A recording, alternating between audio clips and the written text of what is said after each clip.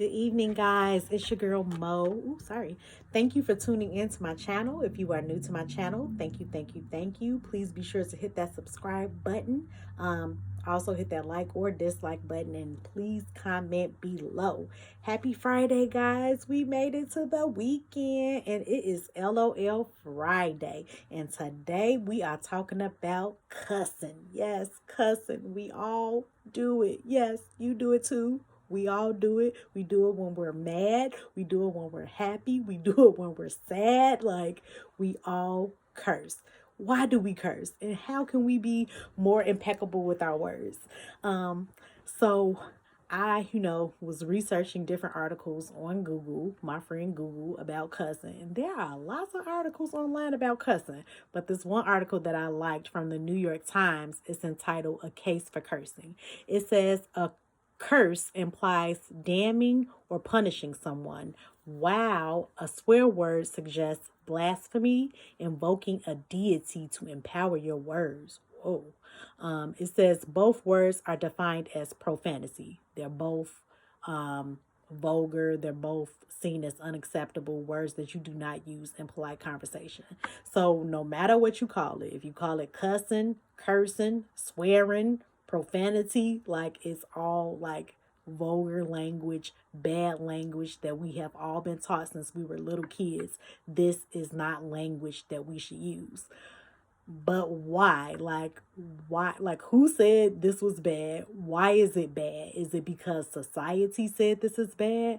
If society deems this so bad, why does everyone pretty much in society use this type of language? Like, I know when I was a kid growing up, my mother and other adults would tell me, we don't use bad language. That's not what you do. That's not nice.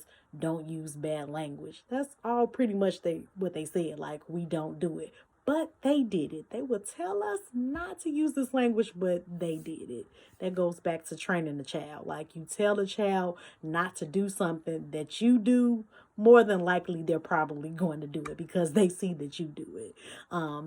Anyway, so this article, it talked about how swearing brought color to our language. It makes our language more colorful. And I thought about this meme that I came across that said that a sentence without a swear word felt unseasoned.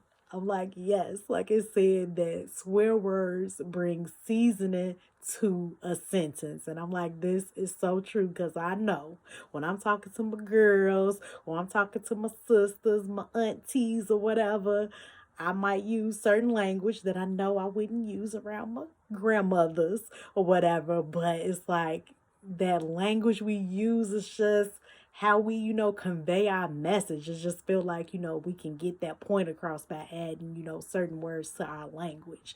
And in this article, like they did this experiment. They did this experiment where they had subjects make two lists. One list, you would write swear words for if you hit your thumb with a hammer. Like, how would you feel if you took a hammer, hit your thumb, write those swear words? And then the other list would be a neutral list to describe a chair. And then in the experiment, they asked, half of the subjects to put their hand in ice cold water. Well, both of the subjects put their hands in ice water, and one group said swear words and the other group said the neutral words. And they found that the people that said the swear words were able to hold their hand in the water 50% longer than the people that said the neutral word. And I'm like, this is so true. Like, it said that, swearing helps you withstand pain. And I know the other day, y'all, I stubbed my pinky toe on the edge of the table when I let out the S word, and it felt good. As I said the word, I felt that pain release out of my body. So I agree with this experiment, and I thought to myself, okay, what if I said wowzers? Like, I don't think that would have helped that pain come out. Like, that S word really helped that pain come out. But, the kids was around, and I felt bad, and I'm like, oh my God, I need to be more impeccable with my words. I'm working, y'all. I'm a work in process. I'm working on that. But anyway, back to this experiment. They did another experiment where they said that cursing also helps you increase your performance. They had people ride on a bicycle while saying curse words and lifting weights, and another group that didn't. And the people that said the curse words, they had more endurance, or they were able to lift more weights. And I'm like, this is so true, because I know when I'm in the gym and I'm running on the treadmill and I'm listening to my Voga music, like I just feel like I just have more energy and more endurance, like with certain music that I listen to.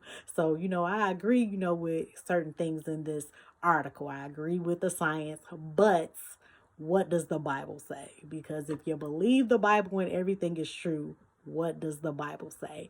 And it's scary. When I researched what does the Bible say on profanity, there are like hundreds like of verses on profanity. And I would just read a few. Here's one from Ephesians chapter 4, verse 29. Let no corrupting talk come out of your mouths, but only such as good for building up, as it fits the occasion, that it may give grace to those that hear. And when I hear this, about, giving grace and uplifting others, like I think about a time when I was younger, riding a bus to school, and like if it was elders on the bus, like my friends and I, like it was certain language that we wouldn't use, because we would want to be respectful to our elders. So why do we do that, but then amongst each other, like we don't feel like we're being disrespectful? I don't know. But another verse is from Matthew chapter 12, verse 36 to 37. It says, I tell you, on the day of judgment, people will give account for every careless word that they speak, for your words will be justified and your words will be condemned. So yes, this is talking about how we would have to take account for every careless word that we use. And I'm thinking about this like, whoa, like how many careless words have I used? Dozens, hundreds, thousands, hundreds of thousands, millions. Like I'm sure I've used a lot of curse words in my lifetime, and I will be held accountable for them. So that's why I'm trying to, be more impeccable with my words. But I'm also thinking, like, when I stubbed my toe and I said the S word, is that going to hold the same weight as, say, me cussing out my neighbor? Maybe not, but I'm still going to be held accountable. So like this whole, being impeccable with my words is from this book that I read called The Four Agreements. If you guys have not read this book, please go get this book. It is a quick read. It is an easy read. It's a good read. It talks about spirituality. It just, it kind of helps you feel like a better person. It's an uplifting book. So, please get this book, but, be impeccable with your words. Like we want to give grace to people. We want to use words that will uplift people, because, at the judgment day, we will be held accountable for our words. So just a few things on this being impeccable with your words. It says that when we speak, let's speak with integrity, honesty, and truthfulness. Say what you mean. Say what you desire. Avoid words that speak negativity to others and negativity to yourself. This book talks about how our words are magical.